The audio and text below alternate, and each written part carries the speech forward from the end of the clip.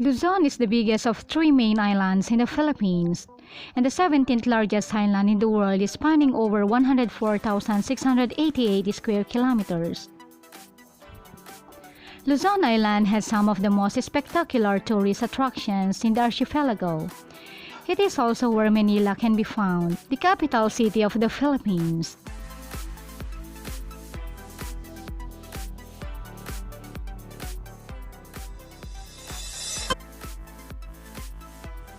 Here are the best tourist spots in Luzon. 12. Sagada.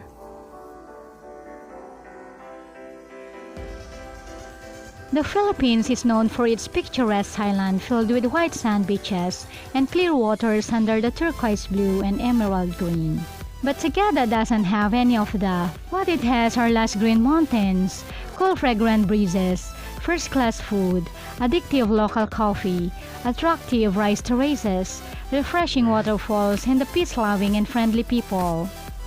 It's a peaceful village in the northern mountains, and it's also famous for the hanging coffins located near the town center.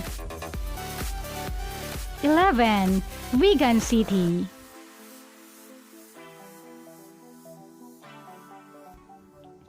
Vigan in Ilocos Sur is a small but amazing city. It is unique to Philippine cities that it's the only surviving historical city that began in the 16th century, Spanish colonial period. It is known for the unique architectural brilliance in the buildings and the cobblestone streets, the empanada, bread with meat and longanisa fillings, and a long walk along the streets watching everything around are quite refreshing.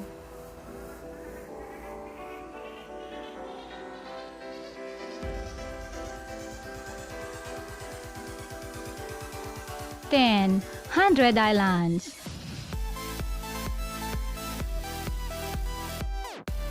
The most popular tourist spot in Pangasinan, just around 5 hours away from Manila, it is a group of approximately 123 islands and islets scattered over Lingayen Gulf, believed to be formed more than 2 million years ago. With more than 100 islands harboring white sand beaches, caves, limestone rocks, and cliff-enriched marine life, 100 Islands guarantee a well-worth escape in this part of Pangasinan. This is the best spot for camping, picnics, and island explorations. 9. Banaue Rice Terraces. Banaue Rice Terraces, system of irrigated rice terraces in the mountains of north-central Luzon, Philippines, that were created more than 2,000 years ago by the Ifugao people. Although located in several villages, they are collectively known as the Banaue Rice Terraces. The rice terraces of Ifugao are marvel, probably God's masterpiece, and is considered as the eighth wonder of the world. The people here are very friendly, and the hospitality is admirable. The various hiking trails in the area is definitely one of the attractions for hikers.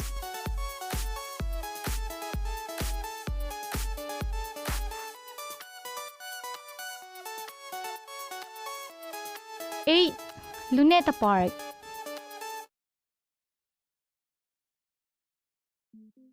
Luneta Park is well known as Rizal Park, named after Dr. Jose Rizal. A national hero, is a picturesque urban park with historical significance. It's an atmospheric spot to take a stroll, particularly late afternoon, early evening, and on weekends. As the place where Jose Rizal was executed by the Spanish colonial authorities, it's also of outstanding historical significance. The Orchidarium, the glassy lawns, bronze statues, the national park, and the Chinese and Japanese gardens are the principal attractions in Rizal Park.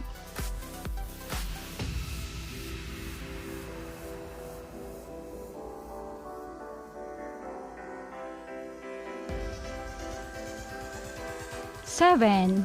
Pagsanjan Falls. Situated at the root of Mount Banahaw is the town of Cavinti in the province of Laguna, home to at least 5 waterfalls, including perhaps the most famous in the country, the Pagsanjan Falls. An amazing ride in canoes to the exotic Pagsanjan Falls is something no one will ever forget. The rocky cliff, the wild orchids, vines, and ferns are all but a little of what is there at Pagsanjan Falls. There will be a few mini falls on the path, and the journey will be the most memorable for adventurers. 6. Taal Volcano.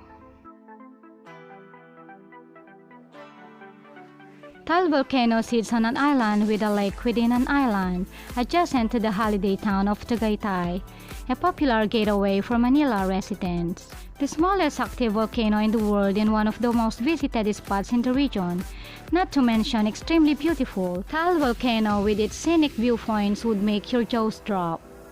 You can easily reach Tagaytay by bus in Baclaran, Pasay City. After arriving in Tagaytay, the first step is to take an outrigger boat across the deep blue waters of Taal Lake to Volcano Island.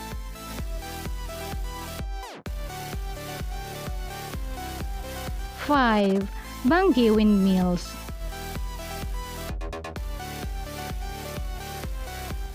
If there is one thing that is synonymous to Ilocos Norte, that is no other than their iconic windmills. Located at Bangui, Ilocos Norte, the Bangui Wind Farm uses 20 wind turbines, each 70 meters high, and is wonderful to watch. The view itself would blow your minds rather than the wind. Each provide 50% of 33 megawatts of Ilocos Norte's electricity. It was Southeast Asia's largest wind farm until surpassed by Burgos Wind Farm in 2014. Even with the title strip, it still draws more tourists than the Burgos Wind Farm because of its accessibility. 4. Baguio City.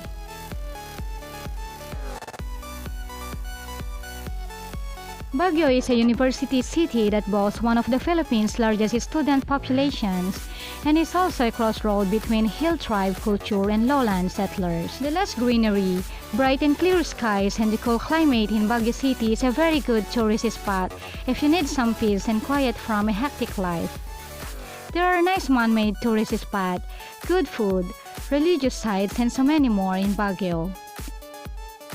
For most travelers, Baguio serves as the primary gateway to backpacker bliss up north in Sagada, Banaue, and Kalinga.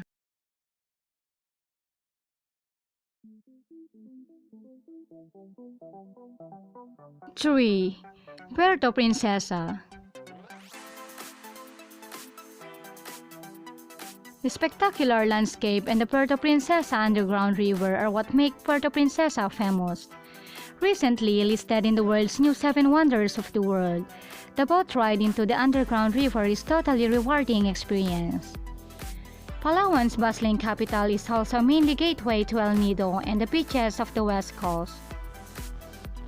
A decent food scene, some nightlife along Main Track Rizal Avenue, and a growing number of boutique hotels increase the appeal.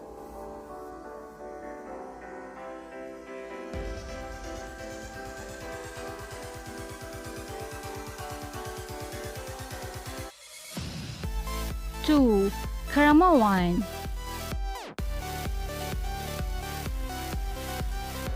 Caramoan is a paradise in the farthest coast of Camarines Sur, hidden in underdeveloped and rural soil, while white sand beaches, limestone cliff, beautiful and islets are common scenery.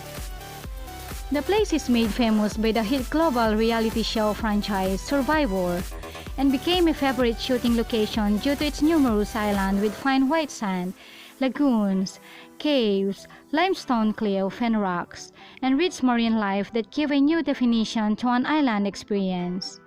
But even before the Survivor series, there was already Caramoan, beautifully unspoiled and unexploited.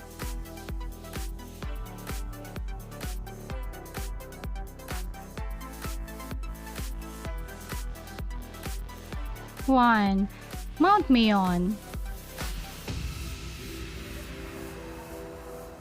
Mount Mayon, a 20 million year old active volcano, also known as the world's most perfect cone. It is a spectacular sight to see. While you're here, you have the chance to explore around the base of the volcano with ATV tours, hiking, photography while capturing unbelievable views. Aside from hiking, you can go marvel at the many fantastic animals such as the parakeet, red jungle fowl, and fruit tub, just to mention a few. You can also perform many activities such as camping, climbing, bird watching, and more.